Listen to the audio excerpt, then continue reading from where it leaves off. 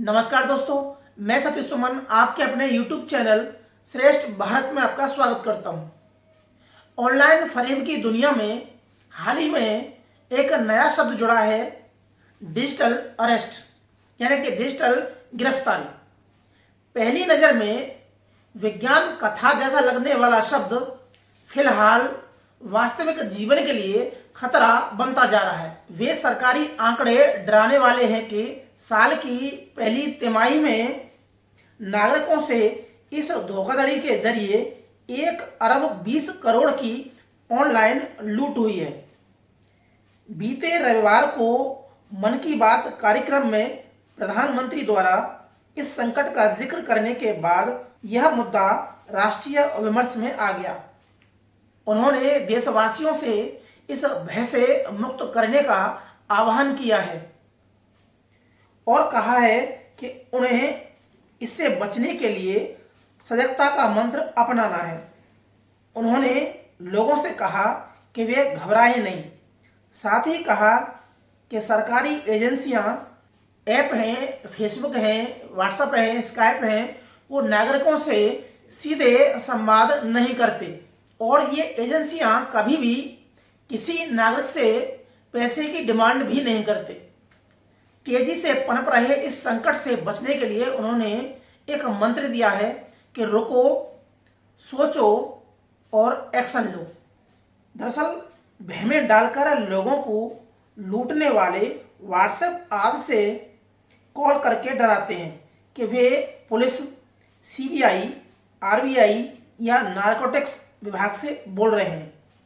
कभी कहा जाता है कि पकड़ी गई नशे की खेप में उनकी भूमिका है।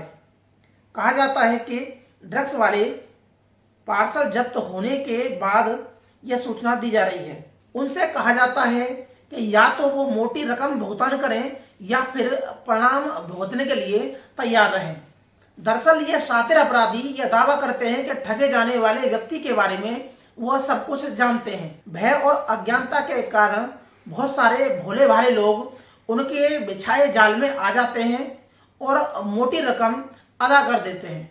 यह विडंबना ही है कि नागरिकों को डिजिटल सशक्त करने के लिए भारत सरकार के महत्वाकांक्षी डिजिटल इंडिया कार्यक्रम ने सफलता तो पाई, लेकिन लोगों को साइबर अपराधों के प्रति संवेदनशील बना दिया। कुछ महीने पहले एक बेहद चौंकाने वाला डिजिटल अरेस्ट का घटनाक्रम सामने आया। खुद को सीबीआई अधिकारी बताने वाले एक अंतर्राज्यीय गिरोह ने पद्म भूषण से सम्मानित और वर्धमान समूह के चेयरमैन एसपी ओसवाल से 7 करोड़ रुपए की ठगी कर ली। उन्हें 2 दिनों तक डिजिटल भयात चक्र में रखा। उन्हें किसी को फोन करने या संदेश भेजने से रोका गया। इतना ही नहीं, जालसाजों ने वीडियो कॉल के जरिए सुप्रीम कोर्ट की फर्जी सुनवाई आयोजित कर ली। कल्पना कीजिए कि इतने प्रभावशाली व्यक्ति को जब साइबर अपराधियों ने असहाय बना दिया तो आम आदमी की क्या गति होगी। इसमें कोई शक नहीं कि इनसे बचने के लिए बहुत ही सतर्कता की आवश्यकता है, खासकर उन बुजुर्गों को जो ऑनलाइन व्यवहार के प्रति इतने जागरूक नहीं हैं। हालांकि साइबर अपराधी हर रोज नए नए हथकंडे अपना रहे हैं इस धोखाधड़ी को अपनाने के लिए, लेकिन फिर भी हमें बहुत जागरूकता की आवश्यकता है। साइबर सुरक्षा एजेंसियों को सतर्कता, सजगता और तत्परता से ऐसे अपराधियों पर शिकंजा कसना होगा। नागरिक अनजान लोगों के फोन, ईमेल या संदेश के प्रति सचेत करें। उन्हें धैर्य के साथ सोचना होगा कि जिस कथित काल्पनिक अपराध के लिए उन्हें डराया धमकाया जा रहा है, क्या उससे वास्तव में उनका कोई लेना देना है। यूं तो भय आशंका का काल्पनिक चित्रण करके साइबर अपराधी लोगों को सोचने समझने की क्षमता पर प्रहार करते हैं, लेकिन ध्यान रहे कि कोर्ट या सरकारी एजेंसी तत्काल ऑनलाइन कार्रवाई नहीं करती और न ही पैसे की मांग करती है। भारतीय साइबर सुरक्षा एजेंसियों की आपातकालीन प्रतिक्रिया टीम को उन तथ्यों से आम लोगों को जागरूक करना चाहिए जिनके जरिए लोगों के खाते खाली किए जा रहे हैं। लोगों को बताए जा रहे विभागों से सीधे संपर्क करके वस्तु स्थिति का संज्ञान लेना चाहिए।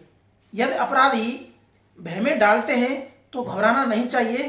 किसी अपराधी को पैसे ट्रांसफर करने से पहले इस बारे में परिवार के लोगों, मित्रों और पुलिस को सूचित करना चाहिए। लोगों को अपराधियों के संदेश का स्क्रीनशॉट लेना चाहिए।